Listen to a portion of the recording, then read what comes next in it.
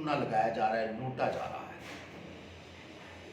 सरकारी संपत्तियों के ऊपर गैर कानूनी कब्जे क्यों है? सरकारी मकानों के ऊपर गैर कानूनी कब्जे क्यों है? सरकारी गाड़ियों के ऊपर कब्जे क्यों है?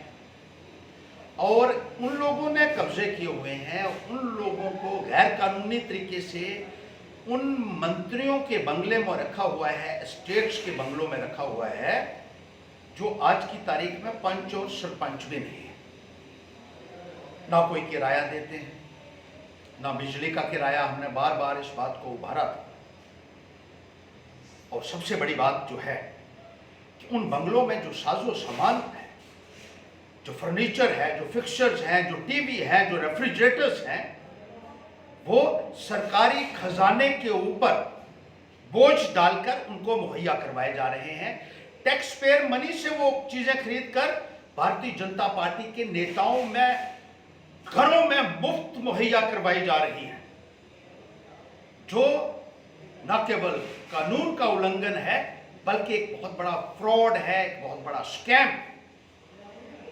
टैक्स पेयर से मनी इकट्ठी की जाती है, पैसा इकट्ठा किया जाता है और उस पैसे से भारतीय जनता पार्टी के नेताओं को तमाम सुविधाएं उन घरों में दी जा रही हैं जो गैर कानूनी तरीके से उनको उन घरों में कब्जा ने किया हुआ है। क्या कोई बचा है विजिलेंस ऑर्गेनाइजेशन में जो इस बात का संज्ञान ले? क्या है कोई एंटी करप्शन ब्यूरो में जो इतने बड़े पैमाने के ऊपर जो फ्रॉड हो रहा है, जो घोटाला हो रहा है, उसको संज्ञान ले? क्या कोई सीबीआई में है जो इस बात का संज्ञान ले सके? ना केवल सरकारी बंगलों के ऊपर, सरकारी संपत्तियों के ऊपर, बल्कि सरकारी गाड़ियों के ऊपर भी भारतीय जनता पार्टी के नेताओं ने कब्जे किए हुए हैं। सिक्योरिटी व्हीकल्स के ऊपर कब्जे किए हुए हैं और बीजेपी के छोटे छोटे वर्करों को भी सरकारी खजाने के ऊपर पीएसओ 8-8, 10-10 मुहैया किए हुए हैं।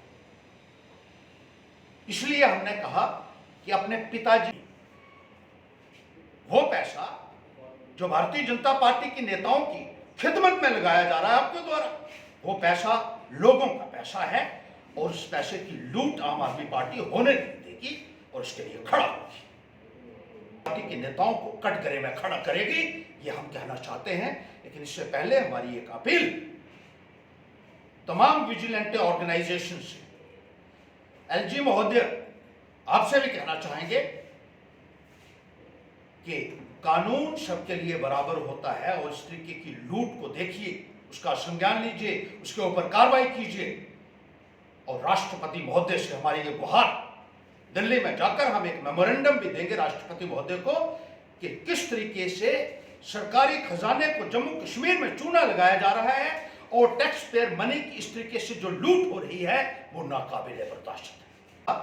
कि अपने पिताजी की जागीर बनाकर रखा है इस जम्मू कश्मीर को भारतीय जनता पार्टी के लोगों ने, और सरकारी खजाने की खुलेआम लूट हो रही है, टैक्स पेयर मनी की लूट हो रही है, लोगों से टैक्स इकट्ठे किए जाते हैं। आज कोई चीज ऐसी नहीं छोड़ी भारतीय जनता पार्टी की सरकार में जिसके ऊपर टैक्स ना हो। जब जन्म लेता है बच्चा तो टैक्स शुरू हो जाते हैं और कफन तक टैक्स लगे हुए हैं। दूध दही के ऊपर इन्होंने टैक्स लगाए, अनाज के ऊपर टैक्स लगाए और टैक्स का जो पैसा आता है वो पैसा इस्तेमाल किया जा रहा है भारतीय जनता पार्टी के लोगों को सुविधाएं देने के लिए, जो एक बहुत बड़ा फ्रॉड है, मैं कहना चाहता हूं।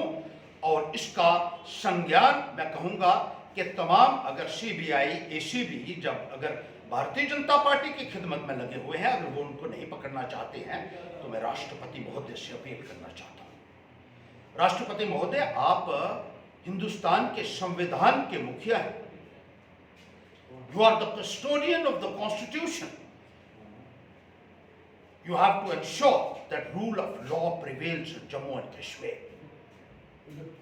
और उन लोगों को जो टैक्स पेयर मनी का गलत इस्तेमाल कर रहे हैं, जो गरीबों के पैसों को लूट रहे हैं, जो पैसा पब्लिक वेलफेयर में लगना चाहिए था वो पैसा बीजेपी के नेताओं की खिदमत में लग रहा है। आप मूक दर्शक बन के नहीं रह सकती।